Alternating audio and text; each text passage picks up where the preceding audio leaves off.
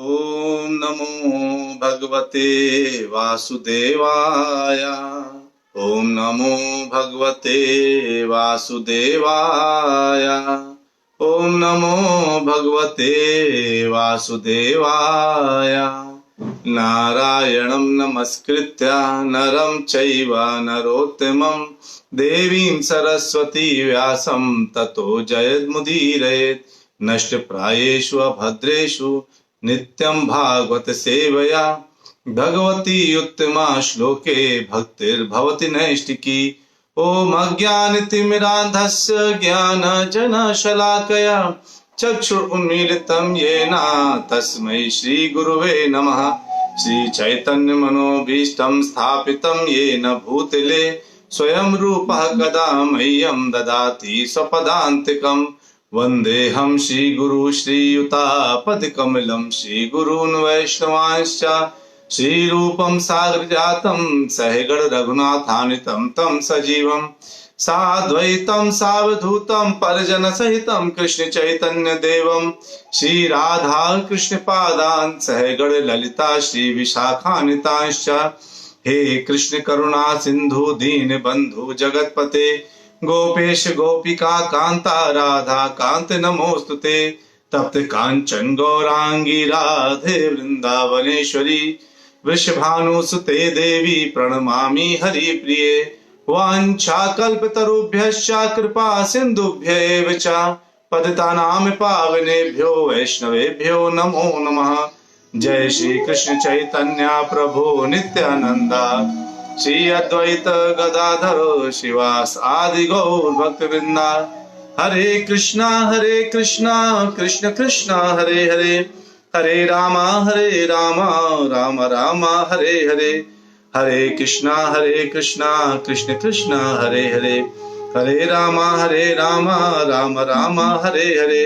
हरे कृष्णा कृष्ण कृष्ण हरे हरे हरे रामा राम राम हरे हरे। हरे कृष्णा। आप सभी भक्तों का आज प्रश्नोत्तर सेशन में बहुत बहुत स्वागत है। आज के दिन हम कुछ प्रश्नों को लेंगे जो दिनेश प्रभु जी ने पूछे हैं। दिनेश प्रभु जी ने क्या क्या प्रश्न पूछे हैं और बहुत ही उत्तम प्रश्न है, बिल्कुल रियल लाइफ से रिलेटेड प्रश्न है, तभी आज हमारा सेशन हो रहा है। तो आप सभी भक्तों को जो है बहुत बहुत नमन। और दिनेश प्रभु पहला प्रश्न क्या पूछा है, कहते हैं मेरे एक विश्वास पात्र ने हाल ही में मेरी एक आध्यात्मिक अनुभूति का मजाक उड़ाया है, ऐसे में मैं क्या करूं और क्या ऐसी अतरंग बात को साझा करना गलत था। तो प्रभु जी, सबसे पहले जब हमारे कुछ स्पिरिचुअल रियलाइजेशन होता है ना, आध्यात्मिक अनुभूति होती है, तो हमको उसको किसको शेयर करना चाहिए, हमें जरूर आना चाहिए। हमारे जो स्पिरिचुअल मास्टर है ना, हमको केवल उसके साथ शेयर करना चाहिए। हम अगर अपनी आध्यात्मिक अनुभूति को अगर हम शेयर किसके साथ करते हैं, अपने दोस्तों के साथ शेयर करते हैं, रिश्तेदारों के साथ शेयर करते हैं, तो क्या होगा, उनको समझ में नहीं आएगा। जैसे उदाहरण के लिए सोचिए, अगर आप मान लीजिए एक इंजीनियर है, आप जावा की कोडिंग करते हैं, आप सुनते होंगे ना, जावा सी प्लस प्लस सभी ने सुना होगा, कोडिंग करते हैं। लेकिन वहीं पर अगर एक व्यक्ति ऐसा है जो लैब में काम करता है, केमिस्ट्री लैब में काम करता है, या किसी क्लास का टीचर है, अगर आपने उसको बोला कि देखो मैंने सी प्लस प्लस में इतनी बढ़िया बढ़िया कोडिंग करी है, तो क्या करेगा वो, क्या बकवास की बातें करते हो, तुम तो बस कुर्सी में बैठे रहते हो बस कुर्सी अपना एसी में बैठ के काम करते हो, हमसे पूछो। जो हम लैब में बैठ के काम करते हैं, टीचर बोलेगा हमसे पूछो, और आपके इसका मजाक उड़ाएगा। इवन आपने बहुत बढ़िया कोडिंग करी होगी सी प्लस प्लस जावा में, लेकिन वो आपका मजाक उड़ा देगा, है ना, उड़ाएगा कि नहीं उड़ाएगा। उसका रीजन यही है क्योंकि उसको आपके बारे में पता नहीं है, आपके एरिया के बारे में। लेकिन अगर यही बात आप अपने उस मैनेजर को बोलेंगे जिसको इस चीज का ज्ञान है, जो जानता है कि कितनी कठिन टफ टेक्नोलॉजी है, जावा में बड़ी बड़ी कोडिंग करना कितना टफ है, एक बड़ा एक एप्लीकेशन लिखना, वो आपको अप्रिशिएट करेगा। वैसे जो आपका सेल्फ रियलाइजेशन है भगवान स्पिरिचुअल रियलाइजेशन, जो भगवान के प्रति आप रियलाइज करते हैं, वो अपने स्पिरिचुअल मास्टर, अपने शिक्षा गुरु, अपने दीक्षा गुरु, इनको बताना चाहिए। इनके अलावा अगर आपने किसी को बता दिया तो आपका वो क्या करेगा, मजाक उड़ाएगा। और एक ये अपराध भी है प्रभु। कैसे अपराध है? कहते हैं कि आपने शायद देखते होंगे, अगर किसी ऐसे व्यक्ति को नाम के बारे में बताना, क्योंकि जब आप किसी को अपना रियलाइजेशन बताते हैं, अगर किसी को आप अपने बारे में क्या बताते हैं, रियलाइजेशन बताते हैं, तो क्या होता है, उसका मतलब आप उसके नाम की महिमा को बता रहे हैं। भगवान के नाम की महिमा, भगवान के नाम की महिमा मतलब कि जैसे अगर आप मान लीजिए आप ऐसा सोचते हैं कि देखो मैं भगवान का नाम का जप करता हूं तो मुझे अंदर से ऐसा सपना, ऐसा रियलाइजेशन आता है और मेरा मन गदगद कर जाता है, आनंद की अनुभूति होती है। इसका मतलब है आप नाम की महिमा का गुणगान कर रहे हैं प्रभु। और जब आप नाम की महिमा का गुणगान करेंगे तो क्या होगा, अपराध लग जाएगा। आपको पता है ना, पद्म पुराण के ब्रह्म खंड में 9वां अपराध क्या लिखा गया है? अश्रद्धानेव मुखे अपि अशृण्वन्ति यश्चोपदेशः शिव नाम अपराधः। अश्रद्धालुओं को भगवान नाम की महिमा का गुणगान करना नाम अपराध कहलाता है। तो जो भी आपके हृदय में, जो भी आपको अनुभूति हो रही है, जो भी रियलाइजेशन है, वो उसको बताना चाहिए जिसको समझ सकता है। जैसे आपका शिक्षा गुरु, आपके दीक्षा गुरु, जो आपके स्पिरिचुअल मास्टर हैं, उनको इस बारे में पता होना चाहिए। उनको बोलेंगे तो आपकी इस बात को वो गंभीरता से लेंगे, बाकी लोग तो इसको ऐसे नहीं लेंगे, है ना प्रभु। दूसरा और बात यह है प्रभु कि जब आपको श्रद्धा जनती है और आप उसकी अनुभूति करते हैं, तो मतलब भगवान आपके हृदय में आकर के आप इसको दरवाजा खटखटा रहे हैं और आपके अंदर वो जागृति पैदा कर रहे हैं। वो मुंह से खोल के अगर वो निकल जाएगा तो श्रद्धा थोड़ी सी कम भी हो जाती है। क्यों श्रद्धा कम हो जाती है? आप देखिएगा, क्योंकि आपके किसी ने मजाक उड़ा दिया, अब आपके हृदय में क्या आ गया, भगवान के वो जो भाव आए थे उससे ज्यादा क्या आ गया, उसका मजाक उड़ाया हुआ चीज दिमाग में आ गया और आपके दिमाग में घूमता रह जाएगा कि अरे मुझे उसने मजाक उड़ा दिया, बताओ। अब मैं श्रद्धा, भगवान ने मुझे रियलाइजेशन कराया था, फिर दोबारा वो रियलाइजेशन कब आएगा पता नहीं, क्योंकि रियलाइजेशन आए ना तो उसको, रियलाइजेशन को बिल्कुल हृदय में बिठा के रख लेना चाहिए और उसको मुंह के द्वारा केवल और केवल उसको बोलना चाहिए जो इसको आपका सुन करके आपकी श्रद्धा को और बढ़ा सके, ना कि खींच के ले गया है। जब हम सब लोग मध्यम वर्गीय परिवार में हो या निम्न वर्गीय परिवार में लोग होते हैं, उनमें अगर एक व्यक्ति आगे बढ़ना चाहता है, बढ़ता है ना, तो दूसरे लोग उसका पैर पकड़ के नीचे खींचते हैं। यानी हमेशा आप देखिए, कभी भी आपका जो अंदर की ईर्ष्या है वो उसके लिए उत्पन्न नहीं होगी जो हमसे पहले से ऊपर बैठा है। यानी अगर कोई बोले मोदी जी से आपको ईर्ष्या है, नहीं कोई ईर्ष्या नहीं है उनसे, हमें क्या ईर्ष्या होगी, हम उनको जानते नहीं है, मोदी की जय जय करेंगे। वहीं आपका दोस्त प्रधानमंत्री बन जाए तो आपको ईर्ष्या हो जाएगी और कोशिश करेंगे वो नीचे उतर आए, है ना। यानी हमारा जानने वाला व्यक्ति अगर ऊपर, तो अगर आप स्पिरिचुअल भी ऊपर उठ रहे हैं तो लोग देखेंगे अगर स्पिरिचुअली उठ रहा है तो आपको और ऐसा निगेटिव बोल देंगे जिससे आप स्पिरिचुअली नीचे गिर जाए। इसलिए अश्रद्धालुओं के सामने ये बात नहीं बोलनी चाहिए, है ना, क्योंकि वो जो अश्रद्धालु है ना, वो एक इसी बात को केवल ध्यान में रखते हैं कि किस तरीके से मेरे जैसा बन जाए। अगर आप किसी से 100 रुपए उधार मांग लो, आपको 100 रुपए देने के लिए दोस्त नहीं आएगा। वहीं अगर आप भक्ति कर रहे हैं और आप बोल दें कि आज मेरा थोड़ा दारू पीने का मन है, आपको 100 रुपए का दारू पिला देगा। क्यों? क्योंकि आपको वो अपने पद से नीचे गिराने की पूरी इच्छा रखता है जहां पर आप हैं, है ना। तो आपको जो है ये पहला प्रश्न का उत्तर मैंने उम्मीद करता हूं आपको थोड़ा समझ में आया होगा।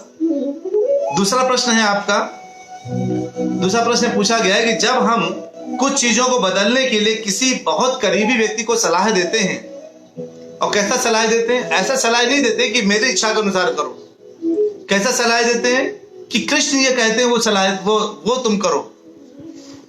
अगर कृष्ण की इच्छा का हम सलाह दिलवाते हैं तो भी वो कहते हैं कि हम उनको, वो लोग कहते हैं जिनको हम सलाह दे रहे होते हैं, वो कहते हैं कि तुम मेरे जीवन को कंट्रोल करना चाहते हो, तुम चाहते हो कि मेरा जीवन, तुम मेरे ऊपर हावी होने की कोशिश कर रहे हो, चलो दूर हट जाओ, और मुझे दुश्मन की तरह देखने लगते हैं। ऐसा क्यों करते हैं? इसमें क्या करना चाहिए? प्रभु जी ये बहुत कड़वा सच है। मान लीजिए जैसे अभी गवर्नमेंट ने क्या बोला है? गवर्नमेंट ने बोला है कि सबको वैक्सीनेशन लगना चाहिए। ये गवर्नमेंट का आदेश है, जैसे कृष्ण का आदेश है, सबको फॉलो करना चाहिए। लेकिन अगर आप चले जाएं उसके पास में किसी व्यक्ति के और बोल दें आप, तुमने वैक्सीनेशन लगवाया कि नहीं लगवाया, जाओ वैक्सीनेशन लगाओ, वैक्सीनेशन लगाओ जा करके, वैक्सीनेशन लगाना जरूरी है, तो ये नहीं लगेगा कि गवर्नमेंट का आदेश है, ये लगेगा कि आपका आदेश है ना। तो जब आपका आदेश लगने लगेगा तो आपका दुश्मन बन जाएगा वो, कि तुम कौन होते मुझे आदेश देने वाले, क्यों जाऊं मैं गवर्नमेंट लगवाने की, नहीं जाऊंगा वैक्सीनेशन लगवाने, जाओ, ऐसा लोग बोलने लगेंगे। तो ये जो हमको जो आदेश है ना, ये किस तरीके से परोसना है, ये हमें बहुत अच्छे से आना चाहिए। कोई व्यक्ति जिस चीज में पिछले जीवन के 35-40 साल 30-25 साल जिसने अपने खर्च कर दिए हो एक ही विधि से जीने के लिए, एक ही स्टाइल से जीता चला रहा है, लेकिन हमने क्या किया, हम बोले आज से तुम चाय बंद कर दो, चाय पीना बंद करो। क्यों? चाय जो है तमोगुणी है, चाय पियोगे तो बिल्कुल तमोगुणी में घुस जाओगे। अगर मैं ऐसा बोलना शुरू कर दूं लोगों से तो क्या होगा? लोग चाय नहीं पीना बंद करेंगे, आपको दुश्मन मानेंगे। तू मेरे चाय का दुश्मन है क्या है? तुम जो भी कर लो, मैं चाय नहीं छोड़ूंगा। और खासकर अपने परिवार के लोग तो छोड़ ही नहीं सकते आपकी बात। अपने परिवार वालों को इसलिए प्रीचिंग नहीं करना चाहिए, क्योंकि परिवार वालों का प्रीचिंग करेंगे तो उनको लगेगा तो बहुत बड़ा होशियार थोड़ी ना है, मेरे सामने पला बड़ा, मैं जानता हूं तू कैसा रहा है। इसलिए अपने परिवार वालों को प्रीचिंग दूसरे से करवानी चाहिए, दूसरे शिक्षा गुरु उनको ढूंढ देने चाहिए और उनके लिए भाई तुम महान हो, एक बार उनकी कथा सुन लो, एक बार जरा कुछ बातें सुन लो, इनडायरेक्टली उनको कथा में ले जाना चाहिए। आज प्रसाद मिलेगा वहां पर, चलो प्रसाद करने चलते हैं, वो उसी में कथा भी चल जाएगी कान में, तो पता नहीं कब अचानक कन्वर्जन हो जाए, है ना। आप कथा सुनाएंगे तो आप दुश्मन बन जाएंगे। और मान लो कोई ऐसा करीब, बहुत करीबी आपकी बात नहीं मानेगा, थोड़ा दूर का करीबी है, उसको भी अगर मनाना है तो पहले दिन, जैसे हम लोग भक्ति रक्षा शुरू करते हैं, जितने लोग भक्ति समय सुन रहे हो सब जानते हैं। भक्ति रक्षा जब मैंने शुरू किया बेंगलोर में, तो भक्त आए, वो मुझसे पूछते थे, प्रभु जी आज मैं नॉनवेज खा लिया है दोपहर में, मैं शाम को कथा में आ सकता हूँ क्या? मैंने कहा तब तो जरूर आना है, आपने बर्तन गंदा कर लिया, मैं साफ कर दूंगा, आ जाओ, आप आराम से खाते रहो, टेंशन मत लो। और वो लोग जो है, पुनीति महाराज जी देखो हंस रही, क्योंकि ये सब कन्वर्सेशन उनके सामने होता था 2 साल पहले। तो सारे लोग आते थे, कहते थे प्रभु जी बहुत चिकन खा लिया है, या हफ्ते में चिकन तो खाना ही पड़ता है, क्या करें? हम कहे कोई बात नहीं, आपको जो खाना है खाते रहो, मैं तो कोई मना नहीं करता खाने के लिए, खाइए खाइए। और जो है खाना खाओ, जो पीना पियो, बाकी तो आप बस संडे के संडे यहाँ पे आ जाओ। तो हम संडे को 1 घंटे की क्लास रखते थे, उस संडे की क्लास में बुला लिया करते थे। आश्चर्यचकित तरीके से क्या हुआ, 6-7 महीने 8 महीने और 1 साल के अंदर जितने भक्त थे सबने नॉनवेज भी छोड़ दिया, प्याज लहसुन छोड़ दिया, घर में बर्तन बदल दिए घर के बर्तन ही बदल दिए, पूरे किचन में पूरा पेंट करा दिया, गैस बदल दी, स्टोव बदल दिया, बर्तन बदल दिए, और घर इतना सात्विक कर लिया कि उनके घर जाके हम कीर्तन भजन करने लगे। अब मैं पहले दिन बोल देता, अरे चिकन खा लिया, आज से चिकन खाना बंद करिए, मेरी कथा में तभी आ सकते हैं। तो वो मुझे दुश्मन मानते, और कहीं रास्ते में मिल जाता तो मुझे पीट और दे दे अलग से तो इसलिए हम लोगों को कैसे कथा करनी है, ये प्रवचन कहलाता है। जब आप किसी को सजेशंस देते हैं, जैसे आपने देखा कि वो चाय पी रहा है, तो आप पहले दिन उसको चाय के लिए मना मत करिए, क्योंकि चाय पीना कोई अपराध नहीं है, चाय पीना कोई पाप नहीं पड़ता। चाय पीने से, चाय केवल क्या है, भक्ति के मार्ग के लिए एक बाधा है, और दूसरा पाप नहीं हो। तो भक्ति के मार्ग की बाधा है चाय पीना, सिगरेट पीना, ये सब बाधाएं हैं। इन बाधाओं में अगर पड़ के भक्ति में नहीं पढ़े तो इस जन्म मृत्यु के चक्कर में फंस के रह जाएंगे, इसलिए उनके लिए रोका जाता है भक्ति के मार्ग से बचने के लिए, ताकि आप ये मत खाइए, प्याज लहसुन नहीं खाएंगे, तामसिक नहीं खाएंगे, सतोगुण में रह करके भक्ति करेंगे तो बहुत तेजी से भक्ति बढ़ेगी। इसलिए इसको प्रमोट किया जाता है कि ये मत नहीं करना चाहिए, है ना। इसलिए जो है हमको जब दूसरे को सजेशन करते हैं तो जो है कि हम तुम ये मत करो, तो उसके कहने का एक स्टाइल रखना पड़ता है प्रभु जी। हम उस तरीके से बोलेंगे ना जिससे वो धीरे धीरे बिल्कुल उसमें वो हो जाए, सेट हो जाए, और उसको पता चलने लगे कि हाँ ये आप नहीं आदेश दे रहे, ये गवर्नमेंट का आदेश है कि वैक्सीनेशन लगवाना है, ये गवर्नमेंट का आदेश है। है ना। गौ में ये धरना जी भगवान कृष्ण का आदेश है, ये आपका आदेश नहीं है। इस भाव से अगर, इस तरीके से अगर आप इस चीज को पेश करेंगे ना, तो सब लोग आपकी बात सुनेंगे प्रभु जी, है ना। तो धीरे धीरे, तो हमेशा कन्वर्जन धीरे धीरे करना चाहिए, है ना। लेकिन एक बात बिल्कुल ध्यान रखिए, उनका एसोसिएशन नहीं करना चाहिए, क्योंकि वो कहते हैं देखो भाई, तुम अगर मेरा दोस्त हो, मेरे रिश्तेदार हो, मेरे नातेदार हो, तो तुमको तो चाय पीनी पड़ेगी, पियोगे तो ही मुझसे बात करो, तो कह दो नमस्ते भैया। अगर मेरी चाय, हमारी दोस्ती के बीच जो चाय आ रही है, तो नमस्ते, कोई बात नहीं, कोई इशू नहीं। अगर आप जो है हमारी दोस्ती के बीच चाय ला रहे हैं, तो इट्स एब्सोल्युटली फाइन, कोई प्रॉब्लम नहीं, आप छोड़ दीजिए। उनका एसोसिएशन नहीं करना चाहिए, लेकिन उनसे कहना नहीं है कि तुम चाय पियोगे तो मैं तुम्हारा एसोसिएशन छोड़ दूंगा, ऐसा बोलना नहीं है। बस हृदय में रख लेना है कि कहीं ऐसा ना हो कि हम इनका जो है, इनको ये हमसे धीरे धीरे हम इनसे थोड़ा दूर भी बना ले, और भगवान की बातें धीरे धीरे इनको कहना शुरू करें। तो ये इसलिए प्रभुपाद जी कहते हैं कि जो भक्त होता है ना, उसको बहुत चतुर होना पड़ता है, जो प्रीचर होता है उसको बहुत चतुर होना पड़ता है। Preacher should be very clever, उसको समझ में आना चाहिए कि मेरी किस बात से दुश्मनी हो जाएगी और किस बात को ये बहुत अच्छे से ले सकते हैं, है ना प्रभु जी। अब आपका तीसरा प्रश्न है, बहुत अच्छा प्रश्न है, तीसरा प्रश्न बहुत ही अच्छा है।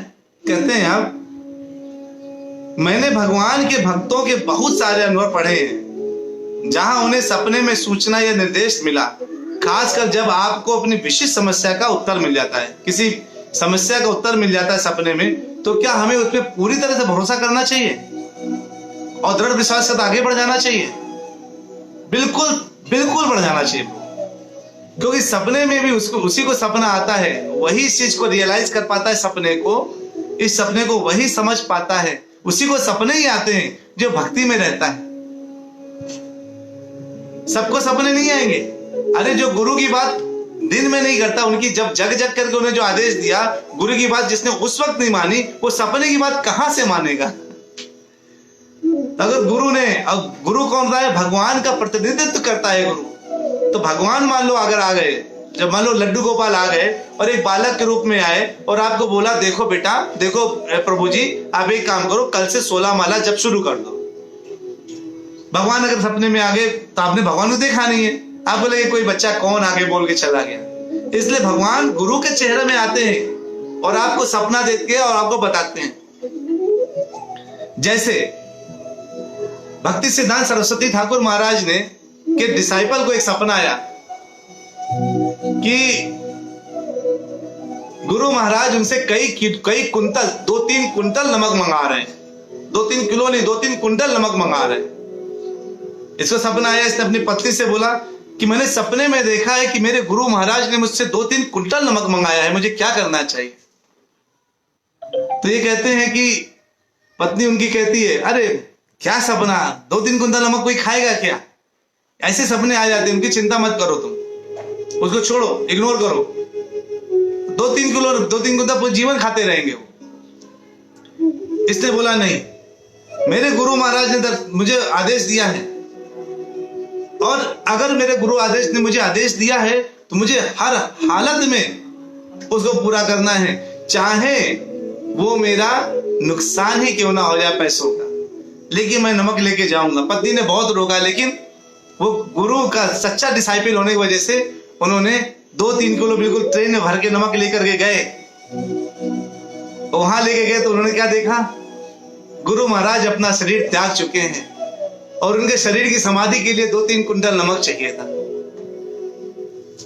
तो कभी सपने में अगर गुरु महाराज हमें आदेश देते हैं तो हमें उसको स्वीकार करना चाहिए, दृढ़ विश्वास रखना चाहिए कि गुरु ने, भगवान गुरु के फेस में शरीर, चेहरा रख करके आए हैं और आपको आदेश दे रहे हैं। गुरु का आदेश भगवान का आदेश होता है, उसको कभी ठुकराना नहीं चाहिए, चाहे वो सपने में ही क्यों ना हो। और साथ में अभी आपने देखा, एक अभी 10-15 साल पहले लखनऊ में रहते हैं वो डिवोटी, एक डिवोटी है, उनको वो नौकरी कर रहे थे, इंजीनियर है, बोले कि बहुत अच्छे भगवान, मैंने प्रभुपाद जी सारी बुक्स पढ़ते रहते हैं, तो उस वक्त अभी तो बहुत बड़े भक्त हो गए हैं, और ऑफिस का काम भी करते थे, और नियमित मंगल आरती करना, जपा करवाना, लोगों को भक्ति बख्शा चलाना, ये सब काम किया करते थे। उनको सपना आया कि प्रभुपाद जी ने डायरेक्टली सपना में बोला कि तुम मेरा बुक डिस्ट्रीब्यूशन करो। उन्होंने अगले दिन नौकरी से रिजाइन कर दिया, और रिजाइन करके उन्होंने जो है क्या किया, भगवान की भक्ति में लगे और केवल बुक डिस्ट्रीब्यूशन करना शुरू कर दिया।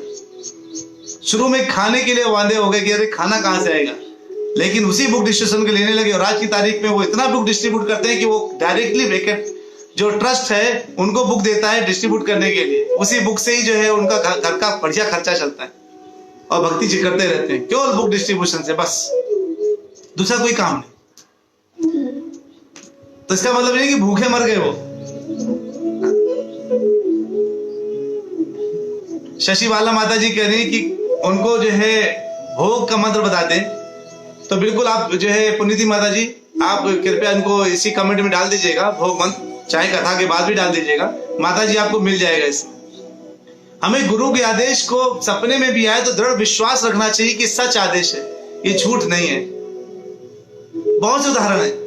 माधवेंद्र प्रभु जी, माधवेंद्र प्रभु आप जानते हैं ना, जिनको सपने में आया कि जो है भगवान ने सपना दिया कि मैं यहाँ पे इस लोकेशन पे गड़ा हुआ हूं, मुझे निकालो, और उनको कई बार सपना दिया, सपने में आदेश दिया, उन्होंने वहां से निकाला, और जो है क्या किया, सपने से उनको निकाल, सपना आया, उन्होंने खुदाई करी, भगवान निकले, चंदन लेने गए, बहुत कुछ सपने आए। ऐसे कितने प्रकार के सपने, तो कितने लोगों को सपने आए। तो सपने में जो अगर गुरु आदेश मिले प्रभु जी, हमें उसको एज इट इज एक्सेप्ट करना चाहिए। आपके तीनों प्रश्न बहुत उत्तम थे प्रभु, बहुत आनंद आया। पहला प्रश्न का क्या तत्व है कि अश्रद्धालुओं को बिल्कुल नाम की महिमा का जो है, हाँ माधवेंद्रपुरी जी, यस प्रभु, माधवेंद्रपुरी, अश्रद्धालुओं को नाम की महिमा का बिल्कुल बताना नहीं चाहिए। नाम जप करने का बताना चाहिए कि तुम नाम जप करा करो, नाम जप करना चाहिए, ये बताइए, लेकिन नाम जप की पूरी महिमा बताने की बहुत जरूरत नहीं है ना। और ऐसे ही दूसरा प्रश्न क्या था कि सपने में जो दूसरा प्रश्न आपका था कि क्या प्रश्न था आपका, हाँ, कि लोगों को अगर आप बताते हैं तो लोग जो है आपसे दुश्मनी कर लेते हैं, तो उनको प्रीचिंग का स्टाइल, उनको स्लोली धीरे धीरे बताइए, बहुत एक साथ आदेश देने की जरूरत नहीं है। ऐसा लगना चाहिए कि आपका आदेश नहीं, कृष्ण का आदेश है, इस तरीके से धीरे धीरे बताना है ना। और तीसरा प्रश्न था आपका कि सपने में अगर भगवान कुछ आदेश मिलता है, तो सपने में आदेश मिलता है तो उसको पूरा दृढ़ पालन करना चाहिए, उसको बिल्कुल सच समझना चाहिए। ठीक है प्रभु जी, बहुत उत्तम प्रश्न आपने पूछे, और इसीलिए आज की कथा हो पाई क्योंकि आपने प्रश्न पूछे, नहीं तो आज आपके प्रश्नों की वजह से कथा हुई है, नहीं तो आज छुट्टी हो जाती।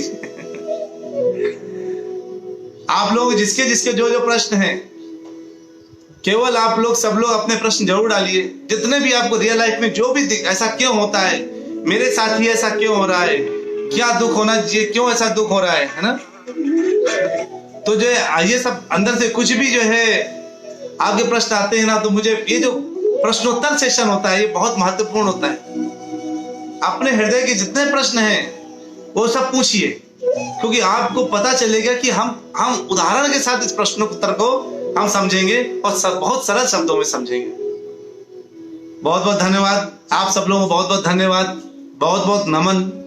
आप लोग बड़े ध्यान से कथाओं को सुनते हैं, शेयर करते हैं, मैं देखता हूँ काफी शेयर आप लोग कर देते हैं, और साथ में अपने हृदय में इन बातों को रखते हैं और नियमित कथाएं ज्वाइन करते हैं, प्रश्न भी पूछते हैं। और मैंने पीछे देखा चेतन राव प्रभु जी ने होमवर्क भी करके दे दिया है। चेतन राव प्रभु जी बहुत बहुत आभार आपका, बहुत बहुत धन्यवाद कि आपने जो है अपने साथ होमवर्क भी मैं देख रहा हूँ कि आपने बहुत अच्छे से करके दिखा है। इसमें ये होमवर्क जो है तो पुनीति माता जी, इस होमवर्क को आप अपने फेसबुक के एक बार रिव्यू करके उसमें डाल दीजिए और वो मुझे कमेंट करके डाल दीजिए।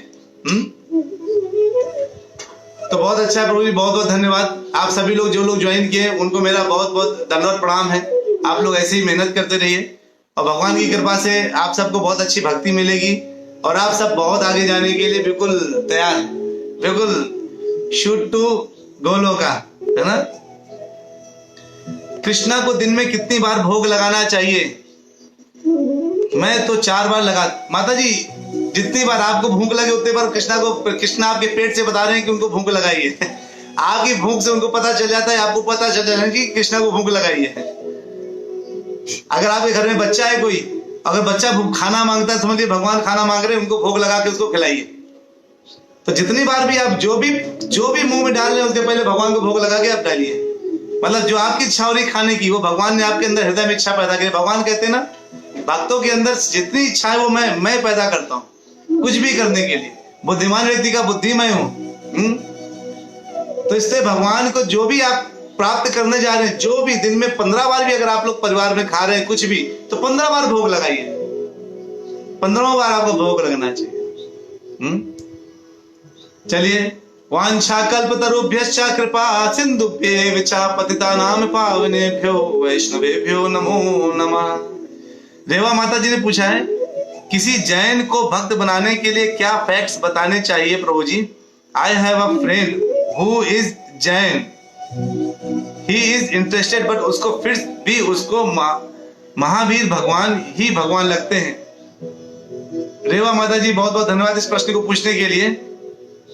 इस प्रश्न के लिए को हम लोग नेक्स्ट क्लास में ले लेंगे, अभी हमारा टाइम ओवर हो गया है। हम इस प्रश्न को माता जी, पुनीति माता जी, इस प्रश्न को आप नोट कर लीजिए। अगर रेवा माता जी को तकलीफ ना हो, दुख ना हो, कष्ट ना हो कि उनके प्रश्न का उत्तर नहीं लिया गया, तो हम इसको अगली बार ले लें, क्योंकि बहुत उत्तम प्रश्न है। इसके लिए थोड़ा समय चाहिए आपको अच्छे से बताने के लिए, ताकि आप उनको ऐसे एज इट इज एक्सप्लेन कर सके। ठीक है माता जी, तो आप इसको जो है माता जी इस प्रश्न को आप नोट कर लीजिए, ताकि नेक्स्ट क्लास में ले सके। चलिए जोरदार हरे कृष्ण महामंत्र के साथ आल विराम लेते हैं।